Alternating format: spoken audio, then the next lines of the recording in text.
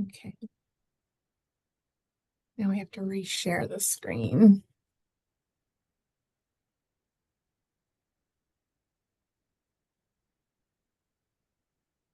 Okay. All right, can you guys see the screen as it should be? Okay, great. Yes. All right. Hi, everybody. Sorry about our little technical snafu. Lori, who normally is the host of this event, is in Paris right now, having a fantastic time, sipping champagne and eating a baguette. So I'm just working out the logistics here. I'm going to give it like just about 30 more seconds here for people to continue to join our group.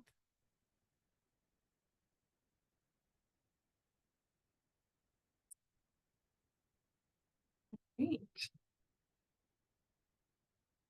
I'm going to get started. Welcome, everybody, and thank you for joining us today for the Environments for Aging EFA Remodel Renovation and Competition Awards, where we will be reviewing all of the 2023 award winners.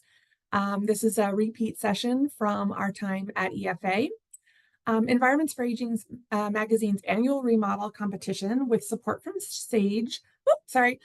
Sheds lights on the projects that have been really noteworthy and we're here to inspire future renovation projects, big or small.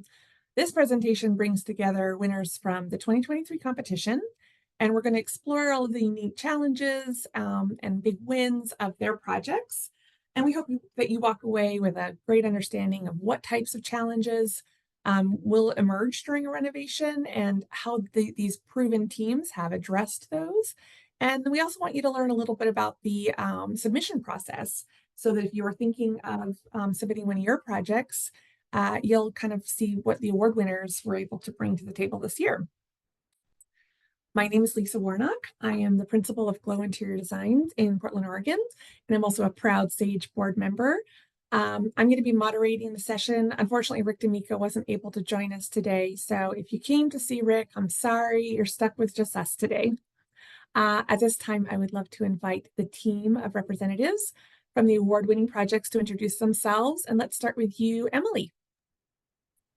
Hi, everyone. I'm Emily Weber. I'm an interior designer with Hope Design Group.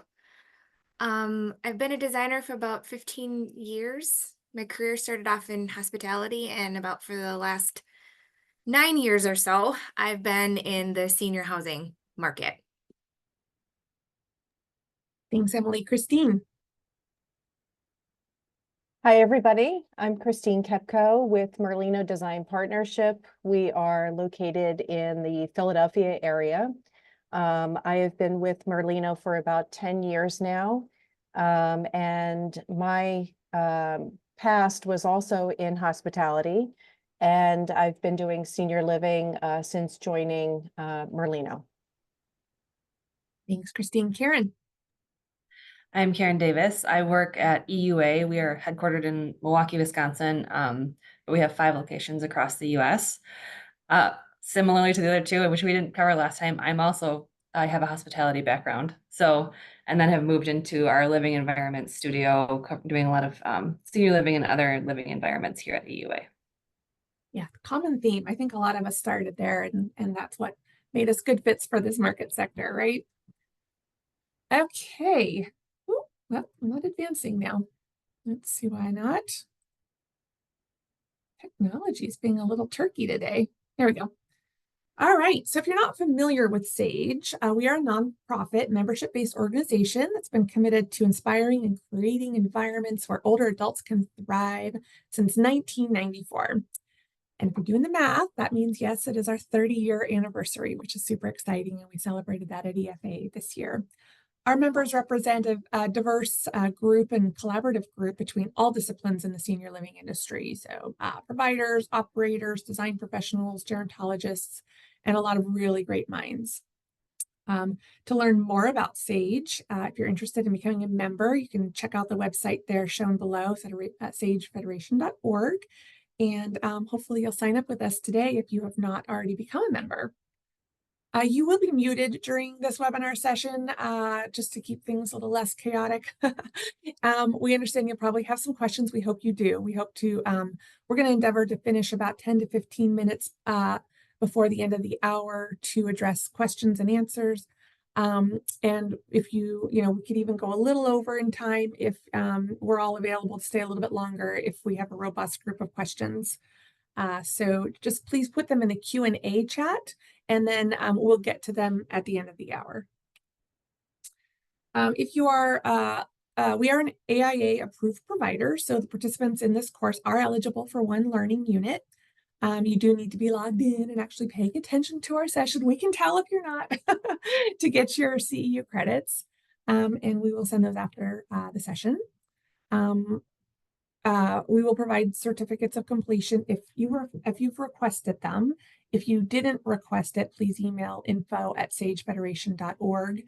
And as mentioned, Lori's not here right now. She's on vacation, so she will take a little longer than typical to get those out to you, but you can expect them the week of June 17th to arrive. And if you don't hear from Lori after the 17th, then please just reach out to her. This is the course description. I'm not going to read it because you already read that, and that's why you joined our session today, but I am required to show it to you. Same for the learning objectives. It's part of the CEU thing here that we need to tell you what our learning objectives are here today in the session. All right, we have lots of information to cover. We wanted to let you know that we will also send you a PDF of today's presentation with the webinar recording. So if you have to jump out at the very end, if you don't get to hear the Q&A, that'll be a part of the recording. Today we're going to cover the competition history, the purpose, and our objectives. We're going to talk a little bit about the review process of how it works, what happens behind the scenes before we announce the award-winning projects. We're going to go do a deep dive into each of the 3 award-winning projects, followed by the narrative that the team actually did submit, which helped them to become award winners. And then we're even going to show you a little bit about what the jury comments look like. So again, as you're preparing to maybe submit for an award yourself, to just kind of see how the jury thinks when they're evaluating these award-winning projects. And lastly, how to become a juror yourself if you're interested for the 16th annual 2024 competition. And as mentioned, we're going to open up for questions at the end of the session. All right, so why do we do this? Well, in order for senior living communities to remain competitive, attract new residents, and best serve everybody that we're here to serve, a lot of times your projects need to be refreshed and sometimes even reinvented to stay relevant in our ever-changing landscape. The 3 projects that we're presenting today really stood out for successfully breathing new life into older existing spaces. And today, each of the award winners and their teams are going to be describing their unique challenges and what their design solutions were to meet those. This full deck will be available for download, so you don't need to write notes furiously. All the participating firms are included in the session here today, and the winners are also in the Winter 2023 EFA magazine with a full-page feature for each of these projects. And also all of the other people that were on the top tier of winners will be featured there as well. So you can see all of the submissions. Here's who our jurors were this year. Our jurors are always a multidisciplinary panel that review the submissions. They include developers, architects, regulatory experts, providers. The jurors will be reviewing the submissions according to their areas of expertise, and then they rate the submissions and provide comments to help clarify what their rationale was for what they gave each project in terms of marking before the group comes together and actually selects the winners that kind of bubble to the top. Jurors are excluded from reviewing projects that they worked on themselves, so don't worry, there's none of that going on in the background. And all of the write-ups that are shown here were the write-ups that were submitted by the firms, were not edited by EFA in any way or their editorial staff. This year, there were 29 projects reviewed in the single space category. 15 jurors selected, reviewed, scored, and commented on the projects, and they narrowed down the projects to a group of 7 finalists. Jurors then had the difficult task of identifying what the top 3 were of those top 7, so the gold, silver, and bronze winners. It's a really fun process. I've done it for the remodel. I've done it for the the ground up projects. It's a great process to be involved in. You'll really get to collaborate with people in different disciplines. You learn a lot about how other disciplines view a successful project. I've always found it to be incredibly rewarding. So if you're interested in serving as a juror for our 16th annual competition, you don't need to write down that super long URL. We are going to send that link out to you with the webinar recording. But we would encourage you to submit your interest to become a juror next year. All right, so now we're going to jump in and we're going to start presenting our 2023 award-winning projects. I'm going to begin with an introduction to the bronze-winning project. The bronze winner this year was the Garlands of Barrington. The project was called the Galleria and is in this Barrington, Illinois, had a total project cost of $1.3 million with a cost per square foot of $193. The residents here are independent living residents, and the project completed in June of 2023. Today, presenting the project was a senior interior designer with EUA, and that's Karen Davis. Karen, I'm going to hand the mic over to you, and I'm going to mute myself. Great, thanks, Lisa. Go to the next slide. Of course. So I added this in here. This wasn't part of the initial submittal, but I thought to just give a little framework to what the project is. The Garlands of Barrington is a campus in Barrington, Illinois, so just west of Chicago. It's 20 years old and done in this beautiful English arts and crafts style. So it has this kind of storybook appeal, really great landscaping, beautiful detailing. And that top left picture is taken from a courtyard, which is just outside the Galleria space that we remodeled. So looking straight into there on the first floor, just as a reference point. Next slide. It'll let you.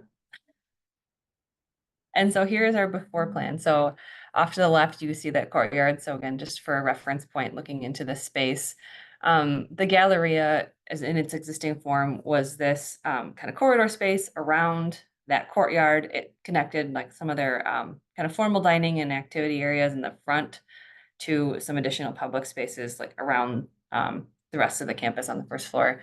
So again, just kind of a courtyard. There were two kind of corridor, excuse me. Off of that corridor were some existing spaces that had kind of changed programming over the years. So up at the top, there's some storage. And then right in the middle of the plan, you see that area that's labeled game room. In the initial planning, that was like a bank amenity. It evolved into a gift shop at one point that an outside vendor operated, which was a really popular amenity for the residents and something that they wanted to regain in this renovation. And then just kind of became underutilized space. There were often people playing cards in there, but a lot of space for just two tables. And then the next space below that, plan south, is the resource center and puzzle room.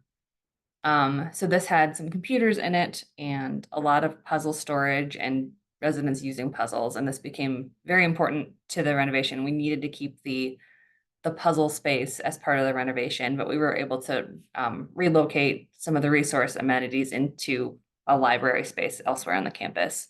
And then just south of that in the gray color versus the yellow, that's cafe seating. That was part of the project as well. We cut the plan off there because the plan remodeling didn't happen, but we did update finishes south of that space. And that leads to like a casual lunch cafe just south of here.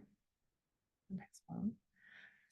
And so here, back to the after plan. Thanks.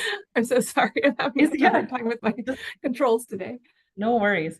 So here's the after. So what we really wanted to do was, again, maintain a lot of those amenities that were working, but give a new destination to this space. So primary importance to the client was to add this coffee bar and coffee shop, and then the gift shop. So that was the kind of major programming going on here.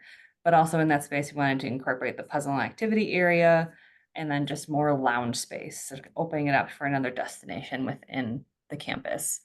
So we blew all the walls out along that corridor and allowed daylight to come into this space and created kind of a very intentional multi-purpose space that could be a destination for residents on their own or when they bring guests in. So grandkids come to visit, a place to go get coffee, a gift shop amenity for getting last minute cards or gifts when people are visiting, showcase local vendors. And then another kind of just plan element that I wanted to point out here is we also opened up that south wall. So that corridor just below yeah, right there. It was just a long kind of dead drywall corridor. And so to create some additional circulation, so people didn't want to walk through the soft seating, we created this additional access to the gift shop and coffee shop zone. Also critical to this programming piece was staffing, right? So this is yet another amenity, food and beverage in the space. They have a kitchen elsewhere that they were gonna, cart food to this area, but we wanted to make one point of sale between the gift shop and coffee shop. So we created most of these solutions to have a close adjacency, and then using, instead of separate rooms, just millwork solutions to Nice. provide that staffing efficiency. Yeah. Love it. So here's some fancy pictures of our before space. So this was that that north space that was previously the game room slash bank. So you can see a lot of space, not a lot happening in there. Otherwise, you can see the old slat wall. And then go to the next slide. And here it is after. So here's our So new much better. puzzle. Yeah. Quite a bit different. So this is our new puzzle and activity zone. So one of the other concerns here was noise. So that's what you see, some of the soft flooring in here. We wanted to create this kind of buzzy atmosphere with the coffee shop, but the clients and the residents wanted to make sure that they could still maybe focus on a puzzle or a game and hear each other. So we added soft finishes. There's some acoustic beams that you'll see in another shot. But the feature here is really that casework wall on the back. We created these full extension flat file drawers for the puzzles. So we created an attractive place to store the puzzles and a way for the residents to continue working on it, over many days. So the group on the right, they're working on a puzzle with these felt puzzle trays that we sourced, and felt kind of puzzle piece sorters that can just fit right into the drawer, so you can come back the next day and work on the puzzle. And then the mirrored cabinets on the side store games and additional puzzles that aren't being worked on.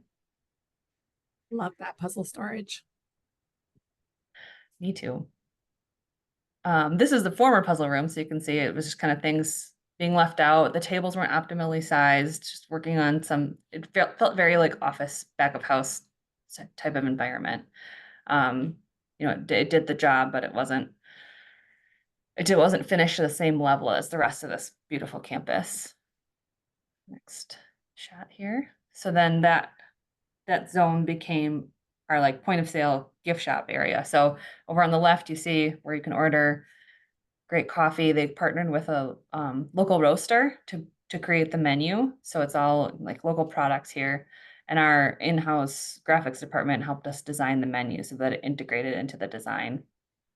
And then on the right, you see the gift shop casework. So again, a unique casework solution where we wanted this space to be open during all hours. So even when there's no one staffing the bistro, residents should be able to use this space. So we need to be able to lock up the gift shop, but still have it look like an open and inviting space. So all the doors slide back, they're glass, so and then they're well lit, so you can browse the gift shop at any time, even when it's closed. A great solution. I love that articulating door. That's a great solution. A couple of things in that, if you go back a little. Let me go back. Okay. Yeah. Just related to the finishes, because it was a very historic looking arts and crafts campus, we wanted to really honor that, but bring it a little bit, give it a little fresh new look. So we did use William Morris wallpaper and some historic ginkgo mosaic tiles and stained glass, but tried to give everything a fresh spin so that it felt like a new space and give it a bit of its own identity. So we kind of did French bistro / arts and crafts as the overall aesthetic in the space. Next one now. And so here's the Galleria corridor proper. So off to the left, you see the windows, that's out to the courtyard. And off to the right, there's that lovely banner that labels the resource center. So this is how it looked before, very closed off. There was some borrowed lights, but just a not very inviting space. Another part of the scope was this beautiful floor that was there, very shiny, Yeah. very orange, nice teal wood borders. It became an issue over time that was over waxed and got like this heavy glare, which was a safety issue as well as it looks slick, but it's actually very sticky. So any residents that were shuffling were kind of tripping on it. Yeah. So that was a big portion of what we redid as well. And the next slide, we can see how we changed it. So we found this is a mosaic cut LVT floor that we found a great color to kind of blend that very orange tone that they had on some of the woodwork, but move it into a bit more of a neutral tone. So it's something between the two finishes and then the stone LVT as well. And then moving into the carpets for that quieter environment in the like lounge space by the coffee bar. And then as we opened it up, we wanted to really make sure that the corridor felt part of it so that we ran the beams all the way across. Those are new added beams with the acoustic perforated material. So it's functional from an acoustic standpoint, but also just from a design presence, it helps draw you into that space. And then over on the left at the window, we wanted to create additional seating. I think it's really important to have like seating groups for socializing, but also seating groups for being alone in an environment because some people just want to be where things are happening, but not necessarily participating in it. So it creates an opportunity for people watching and just kind of some solo quiet time in the public area. Great. And then here's our team narrative. I'm not going to read it, but this is what we submitted. I would say the critical thing here was that we use a collaborative approach with this client to create innovative solutions. So they kind of came forward. They've been thinking about this area for a long time, really knew they wanted to do a coffee bar. And so we worked with their marketing and their like hospitality programming and executives to work through all these solutions. And then they took that and like kind of did a town hall style info session with their residents to get feedback and just kind of let them know what things were coming. And that allowed us to get their feedback to create solutions that were just more unique, to give them a multi-purpose space that really functioned instead of just a space that was trying to do too much. And what's the best part of the whole project is that in the end, the residents really love the space and they're really using it. And it created this new amenity and destination on an already beautiful campus. So I think overall we met all the goals and that was a big win. Yeah, And agreed. Sorry, did you have anything to I add? was just saying thank you to EFA and to Sage for the recognition. Yeah, absolutely. Fantastic project, Karen. I mean, you guys did a really great job of, yeah, bringing fresh life in, but still retaining some of the unique original character. I said it before, I'll say it again. I'm totally stealing that puzzle design. I think you did such a great job. Puzzles are so important. And then, yeah, having that story is what the jury looks for when they're reviewing submissions and understanding. And here's a few of the jury comments here, what stood out to them. At the bottom here, great incorporation of residents and staff in the planning and the design of the new space. That's a really important thing for the stakeholders. And the residents are stakeholders in a renovation because they already live there, right? So being able to listen to them, what their big important needs are, is so important to a successful project and them loving it in the end. But it's also, something that the jury always will respond really favorably to is when they understand what that stakeholder engagement was, and that they see that it was fulfilled. And it's clear that it was fulfilled, and I can understand why the residents are so happy with their new space. So well done. Beautiful, beautiful project. Thank you so much. Thank you. We're going to move on to our silver award winner, which is the Riverwalk by River Spring Living. This is a bar and a restaurant renovation in Riverdale, New York, with a total renovation cost of $962,500, a cost per square foot of $175. Residents here are independent living residents, and this is an on the boards in progress project. Presenting it today is Christine Kepko, an associate at MDP, Merlino Design Partnership. Christine, take it away. Okay. Hi, everybody. So this is River Spring Living. It is a great legacy client of ours.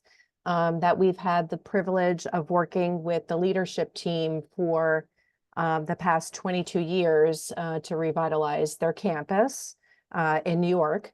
They are forward thinkers in senior living, and they have a motto of a what's next mindset for their campus, and they've helped their residents live their fullest lives that they can for over 100 years. This is translated into renovating and implementing trends that we see over the decades within the same kinds of spaces that we all deal with on projects in order to stay competitive in the market. The project scope includes a series of renovations to Riverwalk. You can see on the left hand side of the slide, we were involved in the lobby space, which is on the ground floor, obviously the entrance coming into the building. That middle rendering is of a tech bar that we created for them on the lower level with a rehab space in the back there that you see kind of through the glass. And then opposite this side is a reading library space, which is on that bottom photograph there.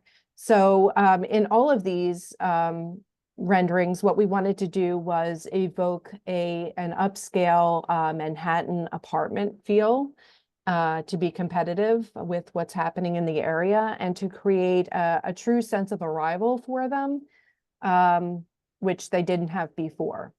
If you want to go to the next slide. So this is the existing dining room space. So you can see on the far left, that was the dining room in pre-2000. Then we moved on to 2004. We did another renovation. Kind of looks like a Chinese restaurant with all of the red and the back leather chair. And so the floor plan to the right of that kind of describes you know, what the floor plan looked like. So a sea of tables and chairs, a banquette that we had incorporated on the bottom of that far right hand side of the plan. And then so our 2012 renovation really took one full bay and brought it out into one full bay and moved it out to the left there. So it almost doubled the capacity of the dining room space. The original architecture was designed to suit basically the standards of a 1970s HUD building. And the structure itself really lacked a gracious sort of space with soaring ceiling heights, which is often really desired in modern communities. They started a new buy-in independent living complex plan for the campus. And the existing building actually needed a new phase of renovations to elevate the overall aesthetic and amenity offerings. So you can see that on the next slide here, there really are three distinct spaces. So we have the Hudson Bar, which is up on the top portion there, and you're coming off of the corridor, the main corridor where the lobby is on the top right. Then you have what we branded as the Sail Restaurant, which is on the lower portion there. And then the veranda, which is a future project, will be outdoor seating. So I'm sorry. Yeah, go back. that's fine. No, that's fine. Okay. So instead of gathering off of the main lobby and interrupting sort of the flow of traffic, we created this bar space, which allows residents to be able to enjoy a lounge type of experience before they go to dine. And what was really important here was the view. So you can see that all of those windows are existing windows and really capture the Hudson River, which is right outside the, their campus. To the left-hand side of that view is the bridge. And so that was really important too. So the location and the proximity to the water was very important to them.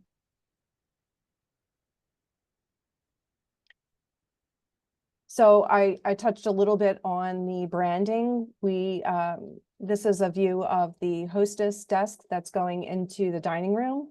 And the dining room slash bar really sort of transforms that one large dining venue into two distinctly branded destinations.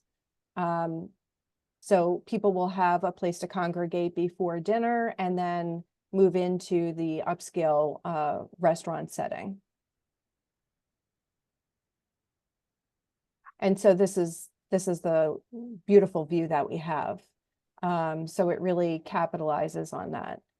You can see that the finishes, so we chose some really rich jewel tones in the fabric that's on the back of the chairs. In the center, we have a couple of banquettes that actually have lighting underneath the seat, which sort of accentuate that as a destination. I know a lot of seniors typically don't like to sit in banquettes, or they complain about having to slide in, but this really, we wanted to make this a feature for the dining room. You can also see that there's an accentuated wood disc that sort of identifies that as the special dining space. And then we scattered, different dining seats around the perimeter here.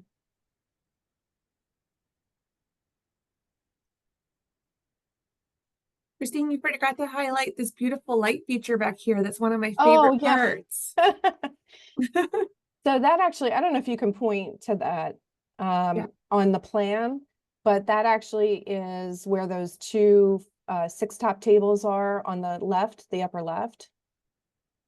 Right here? Yes, right. Yeah, okay, yeah. So that is one sort of continuous light fixture with pendant globes that come down from that. And that really, if you're standing at the hostess on either side and you're coming into the dining room, it really becomes a focal point and draws your eye all the way to the end. And again, capitalizing on the view. Yeah, I just love that. I think that looks so pretty. Yeah, I forgot to mention even the finishes that were in the bar area. So they were really sleek and modern and contemporary, which was a real big departure from what they were used to. So this is a wood parquet floor, carpet insets. Where the sail logo is, it is a porcelain plain material that we put as a backdrop to the hostess desk. We have decorative tile that's on the front of the bar there and a wood element on the back bar. Very beautiful. And of course, that funky decorative lighting that they really loved. Very pretty. So I think the biggest thing for us was moving from a HUD building to incorporating a dining venue that was this upscale, modern, luxury apartment type or hotel type feel. The lower level was also important because they didn't have that type of a space where they could meet and congregate and have a touchdown space for computer work, or having a space that they could do rehab and or sit and read a book if they wanted to. So the lower level was equally as important as the dining level. And again, the classic finishes that we used with the earth and jewel tones was really important to kind of bring that level of sophistication up. Yeah, very elegant. You can see that the jury really responded to a lot of different things that they loved about the project. They loved the programming, the transformation, the use of space, and then, the very unique perspective of being able to consistently work with one client for over all these different years. It's always kind of fun to redo something you did 10 years ago or 20 years ago. And why did I do that? And even getting them to have the mindset to move forward. Yeah. Because, we all know that sometimes clients are not ready to move with the trends or move with the times. And so that was also really rewarding too, to see kind of this transformation from Mhm. a very old way of thinking to a new way of thinking so that they could get more residents. Yeah, absolutely. Well done. A beautiful, beautiful project. Thank you so much. Thank you. Great. Now we are on to our gold winner, Wesleyan Grand. This was a very unique project. It's the Chamberlain main floor fireside room in Des Moines, Iowa. Total renovation cost of just a little over 1.2 million, not including the landscaping, $154 a square foot. Residents served here are 282 independent living residents, and it's also open to the public, which I think is always a really great feature. The project completed in January of 2023, and presenting today is Emily Weber, a senior interior designer at Pope Design Group. Take it away, Emily. Thank you, Lisa. Would you first start off in the first slide? Yep. I just have a couple of things to say. Yeah. So first, I just wanted to talk a little bit about the history of this project. It was a remodel and restoration of a historic Tudor-style mansion located in Des Moines called the Chamberlain, which you can see here. It was built in 1904 and is on the National Historic Register. In 1949, the Wesley Life, the owner, acquired the building, and then it became their first home for seniors. So it holds a special place to them as well. Over time, there were lots of buildings added to the campus, just kind of built around this lovely little gem, kind of hiding it. And the mansion wasn't being used to its full potential, along with needing a lot of major restorations and repairs. It was up and running for about 70 years. So you could imagine over time, it needed some help. So the owner Wesley Life saw some major potential of this building, not only to highlight the beautiful historic character and utilize the space better, but also there was an opportunity there to enhance the amenities on the campus and also to use this to draw people in from the community. That was really important to them. So those are some of our objectives. So this next slide shows the floor plan before we got our hands on it. The hatched area to the right, called out as the meeting room, living room, and interior court, are the areas we repurposed into the fireside bar lounge, which is the main portion of the project we submitted for the EFA competition. The entire building was renovated, and it's also a small portion of a larger phased project as well, which we'll talk about a little bit. So it's a little hard to see, but this demonstrates a few of the challenges we had with the remodel, particularly bringing the building up to ADA standards. Doorways were too small, there were stairs and railings not up to code, no wheelchair access or turnarounds. There's also one teeny tiny bathroom on this first floor located under the central grand stair. Yeah, there. That was almost too small for an able-bodied person to use, let alone someone in a wheelchair. It was also located under the stairs, so the ceiling was also sloped, which, made it feel even smaller. Yeah, that's a tough one. And this is the plan after. So I'll just point out a few of the major changes that we made. The first one being a huge improvement was shown at the green number 1. We converted the existing meeting room to a commercial bar. That at the green number 10, there's a small level change there where we added a ramp for wheelchair access. We added 2 new unisex ADA accessible restrooms down at the green number 9.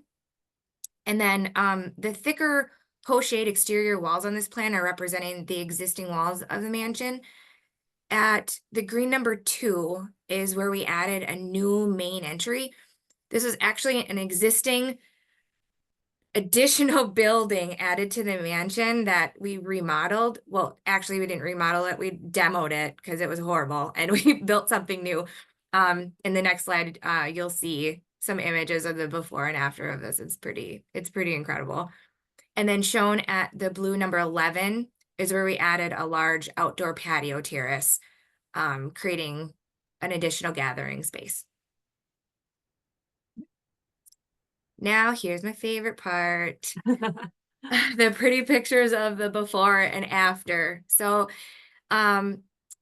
this slide shows the before of the main entry of the mansion. The mansion itself is beautiful, obviously, but its surroundings just felt disjointed and made the mansion feel kind of unapproachable. And in the next slide, you'll see huge changes were made to the existing main entrance off to the right there, the big white triangle there. Yeah. And the landscaping in front and around the tree. So this is the after. Yay. Yay. I first wanted to mention the new entrance off to the right there. That was replacing the white entrance that was there before. It is my favorite part. It is now a beautiful complement to the Tudor style mansion, and it gives a more obvious grand entry. You know exactly where to go when you approach the building. We were really inspired by the classic Tudor style arches that were sprinkled throughout the interior of the mansion. So we really used this as an opportunity to celebrate them on the exterior as well. The Chamberlain also received a new patio terrace along with new landscaping and a big change to the grading. This allowed a more welcoming and engaging entry without the use of stairs and ramps and visual barriers that you saw before. I mean, that's all it was, where you didn't really know where to go. You had one area to enter in the building, and it was, you know, institutional looking stairs. So now we have a much more lively and welcoming front landscape to draw people in.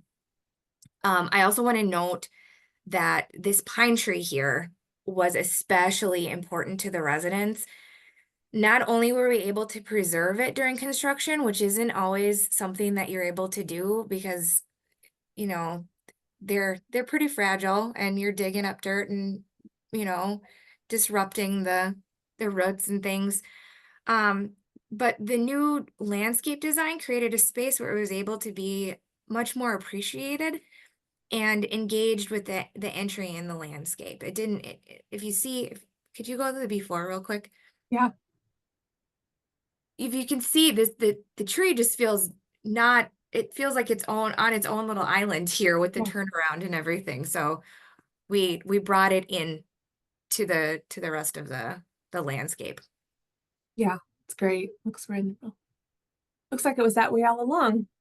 Right, I know. Yeah. That's great. All right, next slide. So moving on to the interior, here's a before of what is now the fireside lounge. I think the after will speak a lot for itself on this one, but overall the space was being underutilized and needed a refresh. The fireplace wasn't in use because it wasn't up to code. The entry to the space, which you can see in the far back there, was positioned awkwardly. You actually had to enter into this space behind the front desk, which doesn't feel right. Mm-hmm. And then the rooms just didn't support the needs of the residents or the staff. Also, that carpet really needed to go, and it was giving off dingy, musty basement vibes, and nobody wants to spend much time in an environment like that. Yeah. It had done its duty. Ta-da! Ta-da! So this is the after of the same view. One of the biggest impacts we made on the interior here was opening up the meeting room. You can see off to the left, opening up that wall and adding a full service bar there. I'll elaborate a little bit more on this in the next slides. Show a little bit better view of this space. The carpeting was pulled up to reveal the original hardwood floors, which we were super excited about. That gorgeous. doesn't always happen. It took a lot of work to get those floors looking good again, but it was well worth the effort. We added another entry on the right side of the fireplace to create some symmetry and detailed these with a deep cased opening and Tudor style arches. Repeating some of that special character of the mansion, you can see one of these original arches at the door behind the bar at the left. Way to the left. Yep, right there. Yep. So that was one of the original exterior doors, and we were really inspired by those arches. And then the fireplace also features one. Oh yeah. All of the existing woodwork, the lighting, the door and cabinetry hardware was all cleaned and restored. There were a few columns added to this for structural support that you can see right in front there. Things were starting to sag a bit and they needed a little bit of help. And then the fireplace was restored and brought up to code, and a new HVAC system was installed, which, I mean, isn't part of what you see visually, but the environment being in there was improved so much. It was hot and humid and just not a comfortable space to be in. So updating that really made a huge impact on the feeling of the space and wanting to be in there for a long period of time. And that was a huge feat to try to tackle with an older building, trying to redo all of that. Right.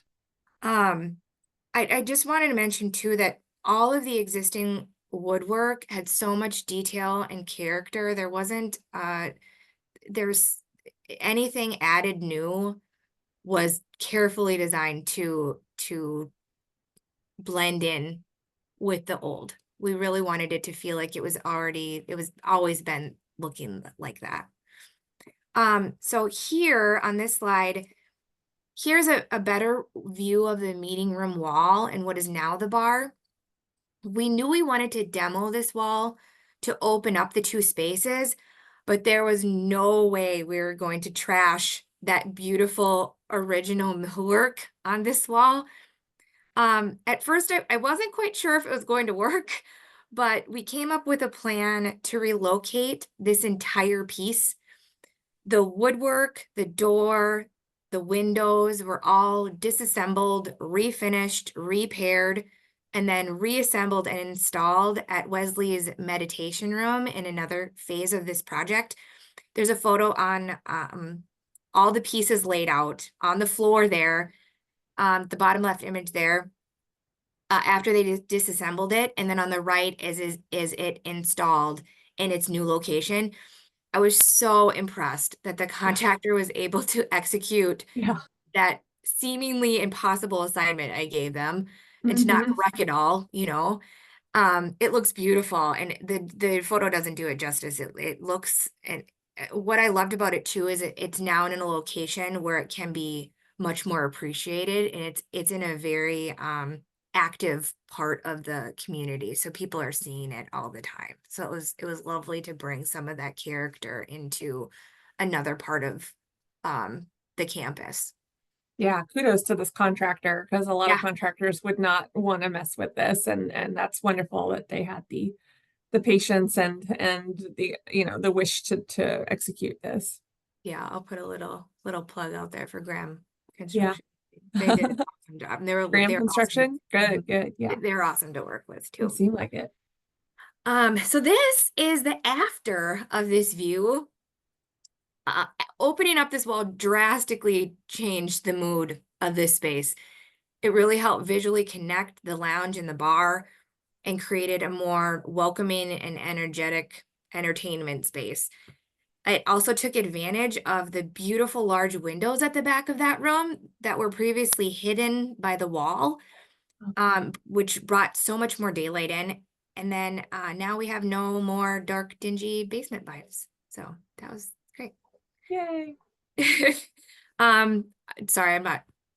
Go back one more. I've been Go back. Yep. sorry. I also want to talk about the bar itself a bit. It's a little hard to see in the photo behind the bar stools, but the facade was carefully designed here as well. Along with all the new millwork in this space, we duplicated existing wood profiles and details to really stay true to the historic character of the mansion. Again, we wanted all new elements to seamlessly blend in with the old. So the front paneling and molding were inspired by the existing wall paneling details. And then the two large turned wood legs were inspired by the newel posts on the existing grand stair. We decided to finish it in a black stain to help it pop from the other wood tones, but we still wanted it to feel cohesive and relevant to the rest of the space. So we thought that the profiles and duplicating those elements really helped still make it feel like a part of the mansion. Good stuff. So all of this, I would say that the main objective of this project was to bring this beautiful historic building back to life, while preserving its rich character, and also creating an environment where people can have fun and make connections with the residents as well as the surrounding community. Excellent work. Well done. The jury fell in love with this project, obviously. And here are some of their comments. I think the jury was so impressed with the care and attention to preserving the historic elements and really celebrating them. I mean, those archways openings look like they've been there all along. What I think is the most amazing part is how everything really looks like it had always been that way. So well done. That's very challenging to do. And it's clear that the design team really cared about, maintaining that beautiful character. So good job. Well done. All three of you, beautiful projects. But yeah, again, for people thinking about doing a submission, it's, the story is important, and that's what the jury really responds to. It's not, nobody wants to give top awards to something just because it's beautiful. So it has to be beautiful and have a great story, and being able to tell that story is what differentiates those top projects of the year. So good job, guys. So now that you've seen a little bit about what it takes to be an award winner, we're excited to welcome everybody to the 16th annual Renovation and Remodel competition. Unfortunately, the deadline was yesterday, so hopefully you got your reservations in yesterday. If you didn't, maybe Donna will still sneak you in if you get it in right away. Presentations are due June 26th. I'm not promising she will. I'm just saying there's her email address if you've become inspired today and want to go for it next year. Submissions are going to focus again on a single space, including either dining spaces, lounges, activity areas, lobbies, and other resident spaces. And then winners will receive special recognition next year at Environments for Aging in 2025. We'll get coverage of their project in the Environments for Aging magazine. And all of the participating firms that do submit will be included in a remodel renovation gallery in 2025 and in the fall 24 issue. Each project will get a quarter-page feature in the magazine, allowing the readers to see who submitted and all of that. Entry fees for each submission are $735, and those presentations will be due on June 26th. So new in 2024, we're also going to be including projects in progress and unbuilt conceptual design projects. So submissions do need to include like really nice high quality renderings, obviously. So more information, reach out to Donna. There's her contact info below. And again, it will be in the PDF that we'll distribute after this. Yeah, so, again, things to really think about as you are putting together your submissions. Make sure that you have a really legible floor plan. It's really hard when you're going through 20, 30 submissions, if you can't clearly understand without somebody describing it to you, in person, what's being demoed, where the area of extents are, just make sure you have really good graphics. If you want to put some 3D views in, whatever helps the juror understand your project quickly.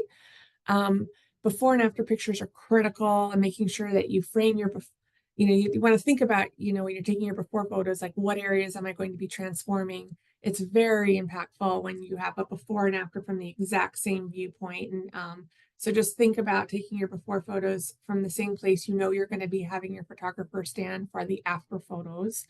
And then, yeah, we've talked a little bit about it today, but the story, the difference maker, the impact on the residents, the way it's benefited and improved operations, efficiency, staffing, all of those important things that your clients care about. That's what the jury wants to learn more about, not just the pretty pictures.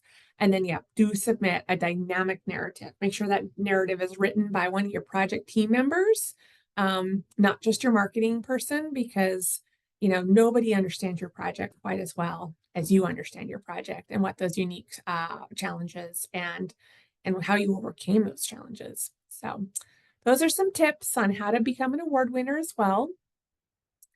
And this concludes the AIA CES portion of the course. And we do have a few minutes left for questions. What time? Yeah, we got a few minutes. And again, we can stay a little longer if need be. And I see Andy has got his hand raised. Andy, did you put a question in there?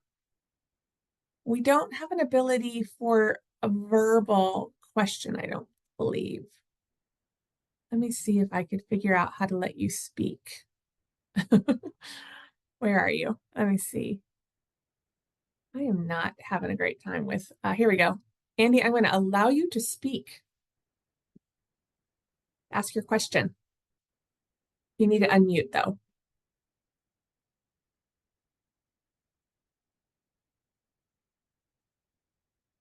I don't know if I can unmute you. I think you have to unmute yourself. You there, Andy? Nope. All right. Well, Andy, if you are unable to get the mute button to work, then you can type your question in the Q&A box and we can answer it from there. Nope. Nope. Okay.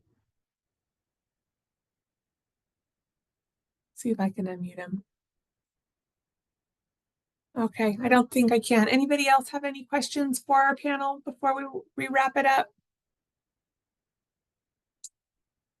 Going once, going twice. All right, well, we are pretty much at the top of our hour then. I just want to thank all of our panelists here today for a wonderful job of describing your projects. And again, just thank you for doing these wonderful renovations. I just know all of the residents in the communities really appreciate the thoughtful work you put into. Oh, look at that. Sorry, we got a question. Oh, no, we gotta thank you from Christy. Thank you, Christy. Thanks for joining us. All right, guys. Thank you very much. This concludes our session today. And yeah, you'll be getting some stuff from Lori when she gets back from France. So thanks so much and have a wonderful rest of your day.